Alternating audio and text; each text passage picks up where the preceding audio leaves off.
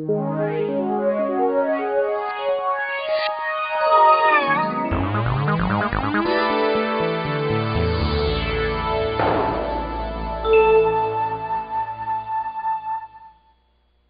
problema crucial é o seguinte: a filosofia aspira à verdade total que o mundo não quer. A filosofia é, portanto, perturbadora da paz. No mundo, a verdade está em conflito perpétuo. A filosofia leva esse conflito ao extremo, porém, o despe de violência. Karl Jaspers. Olá, meus amigos, minhas amigas. Com esta aula de hoje, estamos iniciando o nosso curso de filosofia. Acredito que esse termo não seja nenhuma novidade para você, mas me preocupa um pouco com as ideias que você possa estar fazendo do termo filosofia. É de senso comum, é de prática comum as pessoas pensarem sempre na filosofia ou no trabalho de um filósofo como aquela imagem de uma pessoa já de uma idade avançada, barbas brancas, ou de alguém escondido num canto da sala repleto de livros por todos os lados, ou de alguém pensativo. No entanto, o que eu gostaria de chamar a tua atenção agora é de que a filosofia não é algo que esteja assim tão distante da sua vida prática. Até muito pelo contrário, vamos ver nesta aula de hoje que a filosofia está presente no nosso dia a dia. Está presente na maneira de nós falarmos, de nós pensarmos. Está presente em todos os momentos da nossa vida. Veja, por exemplo, quando nós estamos conversando animadamente num grupo de amigos e alguém pode nos dizer: a filosofia da minha vida é diferente da filosofia da vida do meu amigo. Usou a palavra filosofia. Ou, por exemplo, quando um técnico de futebol é contratado para dirigir um determinado clube de futebol, o repórter pergunta para o técnico: qual é a sua filosofia de jogo? Ou que filosofia de jogo você vai implantar no seu time de futebol? Ou lá nos primeiros dias do ano, o diretor de uma empresa inicia o seu discurso dizendo o seguinte: a filosofia da minha empresa, e discorre sobre a filosofia da empresa. Ou até um político num palanque diz o seguinte: se eu for eleito, a filosofia da minha administração será assim, assim, assim. Perceba então que a filosofia, até o termo, a palavra filosofia, está presente nas nossas conversas, está presente no nosso bate-papo. Mas de onde nasceu a filosofia? Como que esse termo chegou até nós? Quem foram os primeiros filósofos? Eu teria até a audácia de dizer para você que a filosofia nasceu junto com o homem. E principalmente a partir do momento que o homem fez a primeira pergunta. Porque uma das marcas da filosofia é fazer perguntas, questionar-se, viver em profundo questionamento. Por exemplo, se eu estou na frente de um determinado objeto, se esse objeto é conhecido por mim, é óbvio que eu vou saber já tudo que eu aprendi sobre esse determinado objeto, mas mesmo assim eu vou querer saber alguma coisa a mais. Agora, se esse objeto não é conhecido por mim, eu nunca vi esse objeto, eu vou me perguntar: o que é isto? De onde veio? Como surgiu isso? Que finalidade tem? Qual a utilidade prática disso? Todos os momentos, perante um objeto, eu vivo fazendo perguntas. E se eu estou fazendo perguntas em cada momento que eu estou perante um objeto, eu estou fazendo filosofia. Se o objeto já é conhecido, eu quero saber mais sobre ele. Mas se é um objeto que eu ainda não conheço, aí sim, as minhas perguntas são muito mais ainda. Então, a filosofia está presente em todos os momentos que eu me pergunto. E a pergunta sempre é fruto de uma reflexão. A reflexão sempre é uma atitude de uma ação, me provoca uma ação. Todas as ações que nós fazemos no nosso dia a dia, ou nós transmitimos através da fala, ou transmitimos através de um gesto, fazemos gestos a todo momento, usamos símbolos para isso, ou também pela escrita. Em todos os casos, porém, tanto na fala, quanto no gesto, quanto na escrita, tudo nos provoca pergunta. E vivemos nos perguntando por quê. Quem sou eu?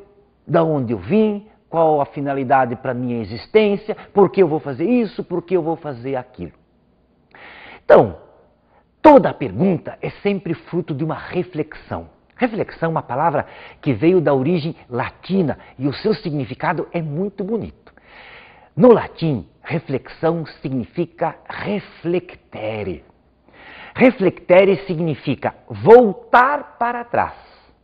Mas não voltar para trás com saudade do passado ou para viver no passado. Não. Voltar para o passado para fazer um exame mais apurado, para fazer um exame mais minucioso, sempre se questionando para ver se aquilo é verdade ou não.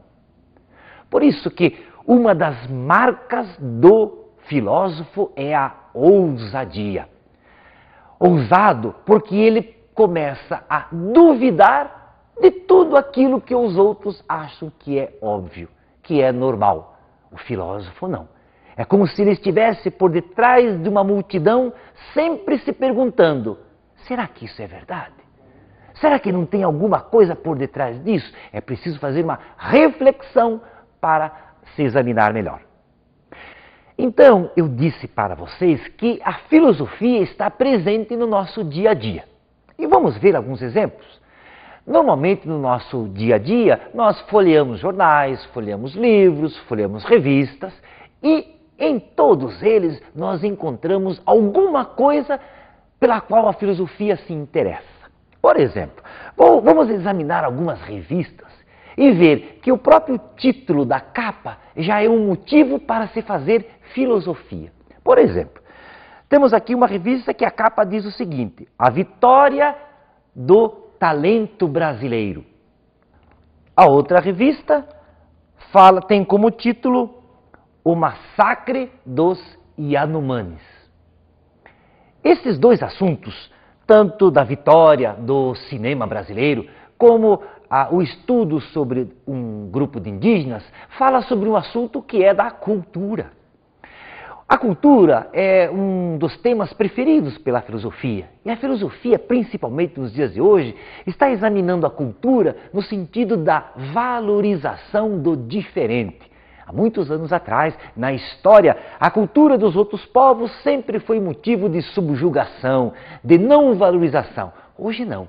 As ideias que nós temos hoje e a filosofia propaga é de que todas as culturas têm o seu valor e elas são diferentes. E são diferentes porque as pessoas são diferentes. Cada um tem o seu valor, cada um tem a sua identidade. E devem ser todas respeitadas nesta sua identidade. Por isso que a cultura é um tema que a filosofia gosta muito. Vamos acompanhar mais alguns temas. Observe essa revista que diz na capa: A Vida Sem Patrão. Vamos ver se você vai identificar de que tema iremos tratar agora. Outro, Guia Financeiro para a Paz. Ou uma outra capa que diz: O que mais falta acontecer, para o brasileiro? Todas essas capas falam de um tema que a filosofia gosta muito, que é o trabalho. Tem alguma coisa mais prática do que o trabalho na sua vida? Não tem. E a filosofia estuda o trabalho. Como que se originou o trabalho, qual a relação que existe entre patrão e empregado, as relações de produção, os tipos diferentes de trabalho. É um tema estudado pela filosofia. E um outro tema que você já acompanha sempre, uma revistinha infantil, tantas que existem por aí nas bancas. Ou uma revista que faça um estudo sobre esses personagens, a fantástica ciência dos super-heróis. Então veja bem, esse é um outro assunto da filosofia, chamado ideologia. Nós dizemos na nossa prática provérbios, contamos histórias e relacionamos com heróis. Todos esses temas são preferidos pela ideologia, isto é, a maneira que certos sistemas usam para dominar os outros. É um tema preferido pela ideologia, né? E que está presente aí nas revistas que nós lemos no nosso dia a dia. Um outro tema que nós podemos estudar e está na capa das revistas diz, por exemplo, o seguinte, a genética, e que é um assunto bem moderno hoje. Outro assunto da filosofia é a ciência. A ciência é um estudo da filosofia para ver como que ela se desenvolveu, qual é seu procedimento, quais são os métodos que a ciência usa para investigar a verdade, para investigar a realidade. Então a filosofia estuda a ciência e está aí numa revista. Um outro tema que nós podemos encontrar, por exemplo, nas revistas, pode ser, por exemplo, esse aqui, ó, o cérebro contra o computador. Outra revista, vamos ver se você adivinha qual o tema que a filosofia vai estudar. Temos uma ou várias inteligências. Né? Ou, por exemplo, uma outra revista que diz o seguinte, os bichos pensam como nós. Veja, esse assunto é de filosofia. Esse assunto chama-se o conhecimento. Então a filosofia estuda como que o homem conhece, o que acontece com o homem no momento do conhecimento, como que a inteligência se desenvolve, quais são os tipos de inteligência. É um assunto preferido, muito estudado pela filosofia. Temos um outro tema que está na nossa vida de cada dia. Por exemplo, o liberal linha dura. Perceba agora que tema vai ser esse. Ou diz o seguinte, reeleição. Ou um outro diz o seguinte, deputado de um determinado partido. Sobre o que assunto a filosofia vai estudar aqui? A política. Quando você fala sobre política com seus amigos, discute, você está fazendo um ato de filosofia. Porque a filosofia estuda os sistemas políticos, como que eles acontecem na história, quais são os tipos, as variedades de sistema político que existem no mundo em todo, que existiram no passado e que existem atualmente, qual que é a projeção da política para o futuro. Isso é coisa de filosofia. Portanto, você também faz filosofia quando pega uma revista dessas e lê. Uma outra poderíamos colocar a seguinte, você está mentindo? Quando falamos aqui de mentira, vamos tocar num assunto muito sério, que é a moral. Né? Como que nós nos organizamos socialmente e a filosofia estuda a moral. Como que ela aconteceu, como é que ela evoluiu, como é que as várias culturas que existem no mundo de hoje analisam a questão moral. Então, quando você está discutindo valores com as outras pessoas, você está fazendo filosofia também. E quando você acabou de ler essa revista. Ou, por exemplo, temas assim, que dizem o seguinte, deputados comprados vieram com defeito. O que essa capa vai nos indicar? Ou podemos dizer o seguinte, essa é uma questão puramente de ética. Olhem essa revista aí. Afinal, o que está acontecendo com a medicina? Esses assuntos aqui são relacionados com a ética. Você já ouviu muitas vezes as pessoas dizendo o seguinte, está faltando ética no futebol, está faltando ética na medicina. Qual é a relação que existe do comportamento das pessoas umas com as outras? Esse é um assunto da filosofia. Ou assunto, por exemplo, que mexe muito com o nosso coração. Por exemplo, o amor que destrói.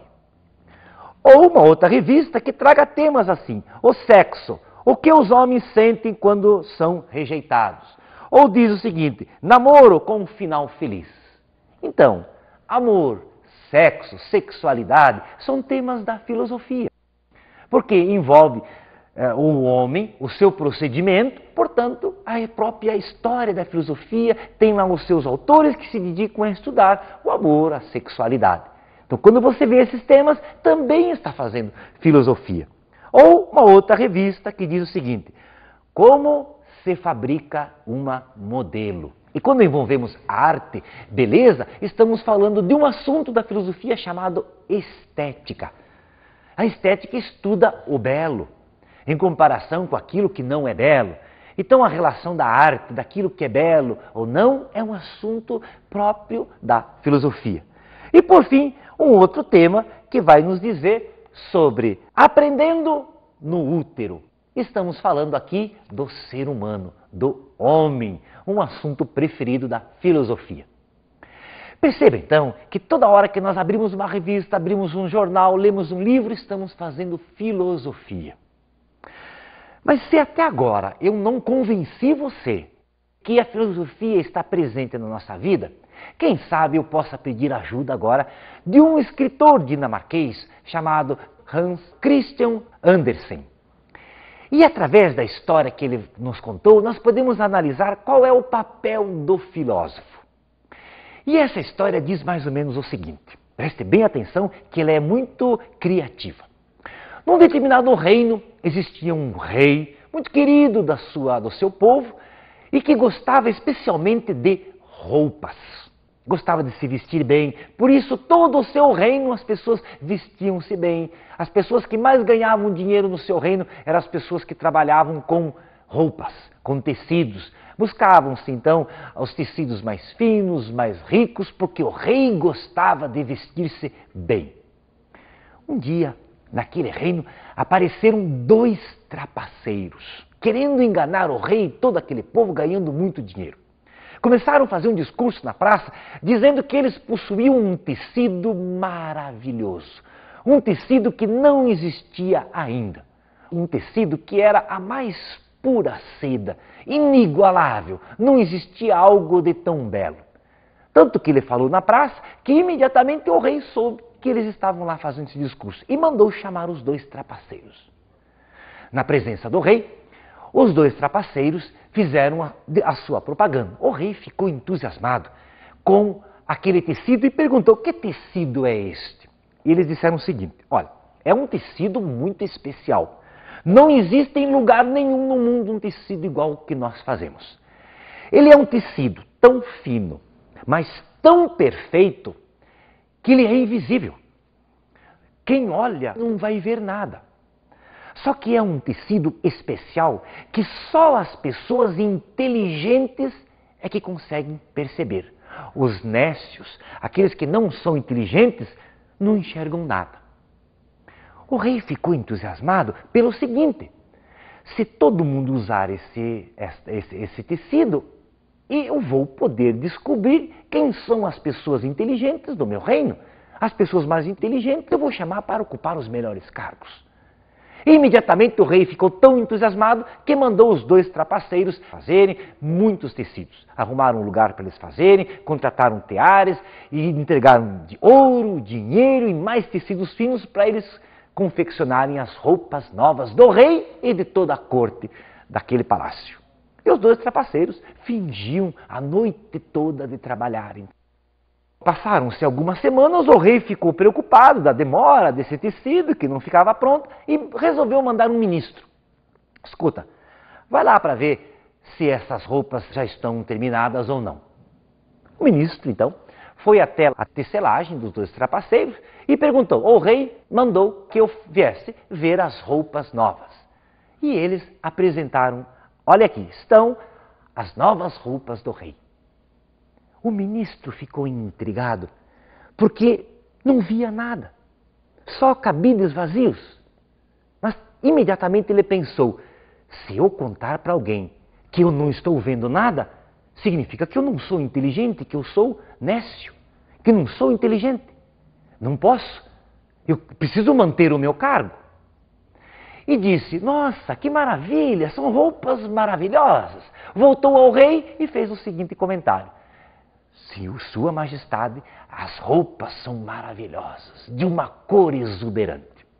O rei acreditou nele, só que passaram-se mais algumas semanas e elas não ficavam prontas. Mandou o segundo emissário, que teve a mesma impressão, não viu nada, mas não contou para ninguém isso para não passar por uma pessoa não inteligente. Só que chegou um determinado dia que o rei já estava muito preocupado e resolveu pessoalmente conhecer as roupas. E assim fez. Foi lá na estalagem onde estavam os dois trapaceiros. Pediu que imediatamente apresentassem as roupas novas. Eles abriram a cortina e lá estavam, invisíveis, todas as roupas novas. O rei, ao olhar e não enxergar nada, ficou muito preocupado. Puxa vida, eu não estou vendo nada. Isso quer dizer que eu não sou uma pessoa inteligente. E se não sou inteligente, não mereço ocupar o cargo de rei. Não, não pode ser assim. E fez o seguinte comentário: maravilhoso, suas roupas são maravilhosas. Pediu para que sua corte fizesse um comentário e todos disseram: magníficas, magníficas são as roupas novas do rei. Então o rei entregou mais ouro e mais poder aos trapaceiros. E sabem por quê? Porque estava chegando a grande festa do desfile que se comemorava uma vez por ano. A festa mais esperada. Chegou o dia, o rei foi lá com os trapaceiros e foi vestir a sua roupa. Os trapaceiros fingiram que ele estava colocando uma meia, colocando uma calça, colocando todas as suas roupas. No entanto, o rei estava nu, mas todos faziam comentário para ele: que belas roupas, maravilhosas, que cores, né? Olhe, parece que é um tecido tão fino que nem se enxerga, nem se sente ele na pele.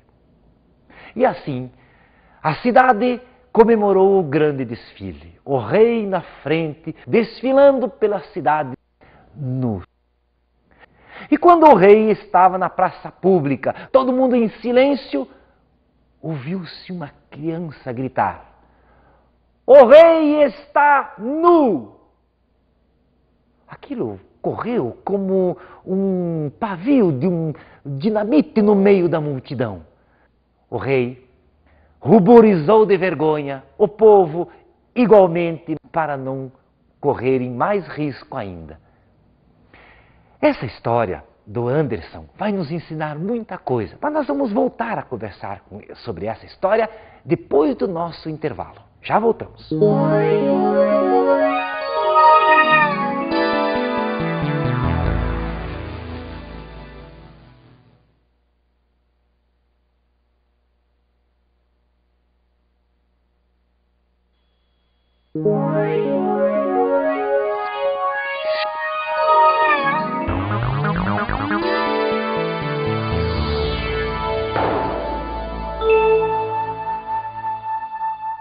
Então, meus amigos, essa história do Anderson não é uma história para ser explicada.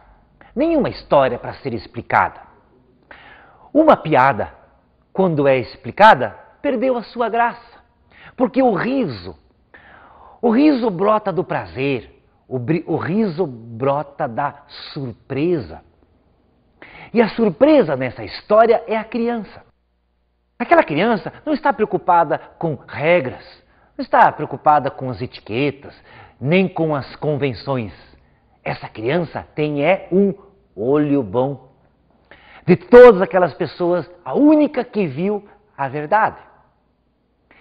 Um filósofo polonês chamado Leszek Kolakowski, ele diz que a sociedade se divide em dois grupos: sacerdotes e bufões. Sacerdotes são todas aquelas pessoas que sacralizam a verdade. São todas aquelas pessoas que colocam um selo de verdade em tudo aquilo que dizem. Por outro lado, o bufão, que significa um fanfarrão, um bobo da corte, que não é bobo nem nada, é aquele que ri do que o sacerdote sacraliza. Portanto, o Kolakowski diz que o filósofo é o bufão da sociedade. Aquele que ri daquilo que os outros consideram verdade.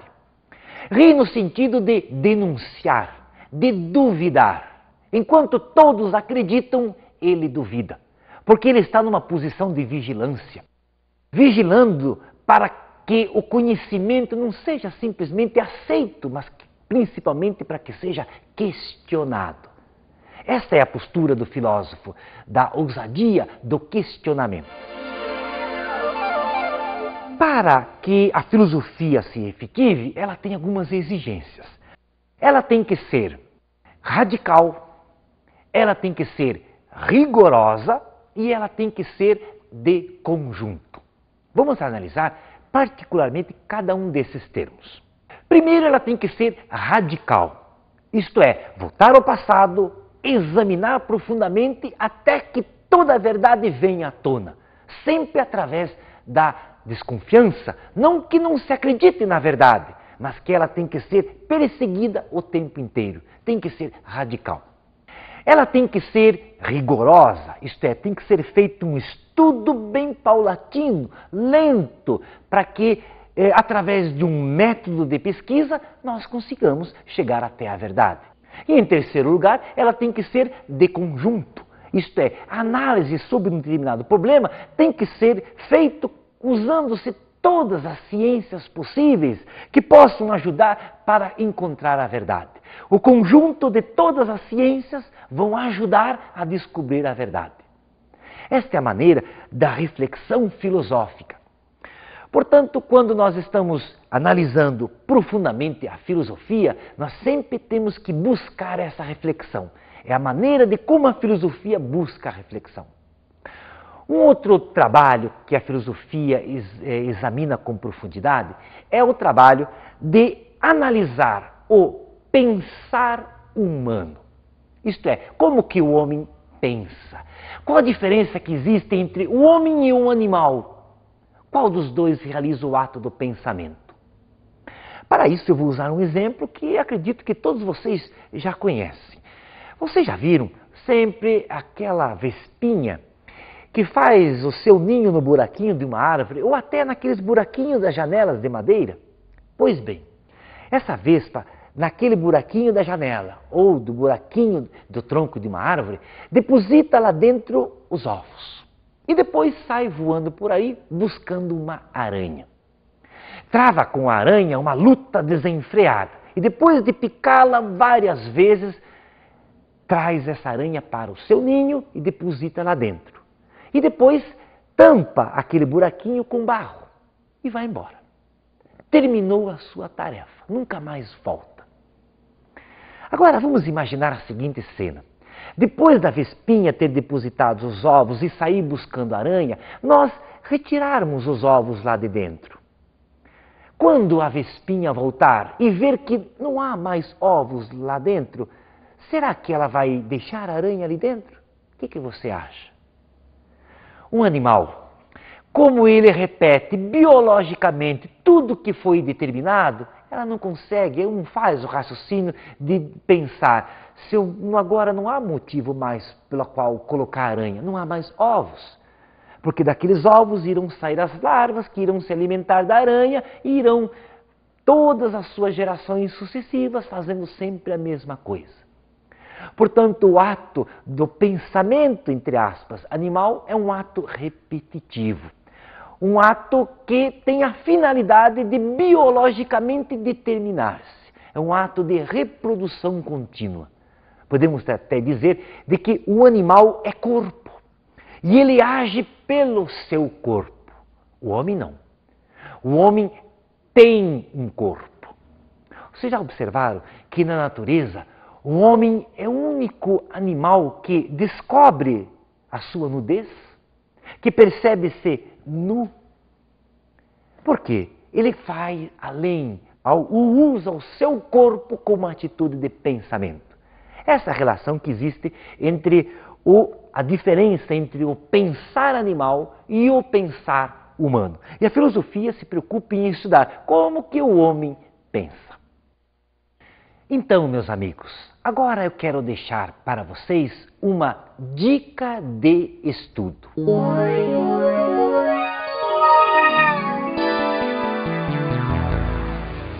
Neste estudo que você vai fazer agora, eu quero que você faça o seguinte. Busque em livros, jornais, busque na sua memória nome de pessoas que você considere que tenham tido a marca da ousadia, que é uma marca específica do filósofo. Essas pessoas podem ser pessoas do passado, pessoas que convivem com você, pessoas que são da história, pessoas que você conhece, que tiveram a marca da ousadia, de desafiar aquilo que todos consideravam verdade, e ele ousou em desafiar o contrário. Pense quais são essas pessoas, tente descobrir quais eram as suas ideias. Isso vai ser muito importante para que na próxima aula nós possamos conversar sobre as maneiras de como os filósofos pensavam. E agora, para encerrar essa nossa aula, eu quero dizer recitar um poema do José Régio, chamado Cântico Negro, que eu considero que é a reflexão, que é a imagem do filósofo. Preste bem atenção nas palavras, porque elas traduzem a marca da ousadia, traduzem a marca do que é um filósofo. E esse poema diz o seguinte: vem por aqui, dizem-me alguns com os olhos doces, estendendo meus braços, e seguros de que seria bom que os ouvisse quando dizem, vem por aqui. Eu olho com os olhos laços, há nos meus olhos ironias e cansaços, e cruzo os braços e não vou por ali. A minha glória é esta, criar desumanidade, não acompanhar ninguém, que eu vivo com o mesmo sem vontade com que rasguei o ventre à minha mãe. Não vou por ali. Só vou por onde me levam meus próprios passos. Isso é o que eu busco saber. Nenhum de vós responde, por que me repetis, vem por aqui?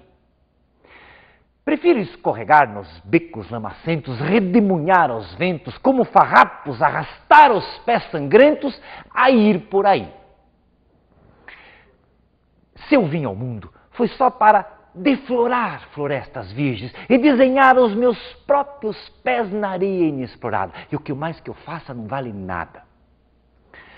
Como, pois, serei vós que me dareis machados, ferramentas e coragem para eu derrubar os meus obstáculos? Corre nas vossas veias o sangue velho dos avós, e vós amais o que é fácil. Eu amo longe a miragem, amo os abismos, as torrentes, os desertos. Ides, tendes jardins, tendes canteiros, tendes pátria e tendes teto, e tendes tratados e filósofos e sábios. Eu tenho a minha loucura, levanto-a como um facho arder na noite escura e sinto espuma e sangue e cântico nos lábios. Deus e o diabo é que me guiam, mas ninguém. Todos tiveram pai, todos tiveram mãe, mas eu que nunca principio nem acabo, nasci do amor que há entre Deus e o diabo. Ah, que ninguém me dê piedosas intenções, que ninguém me peça definições, que ninguém me diga, vem por aqui. A minha vida é um vendaval que se soltou. É uma onda que se levantou, é um átomo a mais que se animou. Não sei por onde vou, não sei para onde vou, só sei que não vou por aí. Até a próxima aula, um grande abraço para você.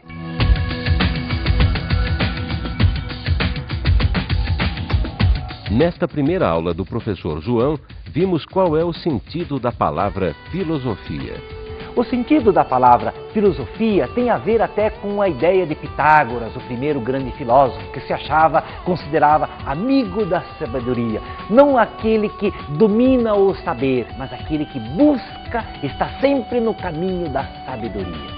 O professor nos falou sobre a presença da filosofia na nossa vida. A filosofia está presente no nosso dia a dia, na maneira de como falamos, nas coisas que nós lemos, nas coisas que nós pensamos. A filosofia é a nossa vida.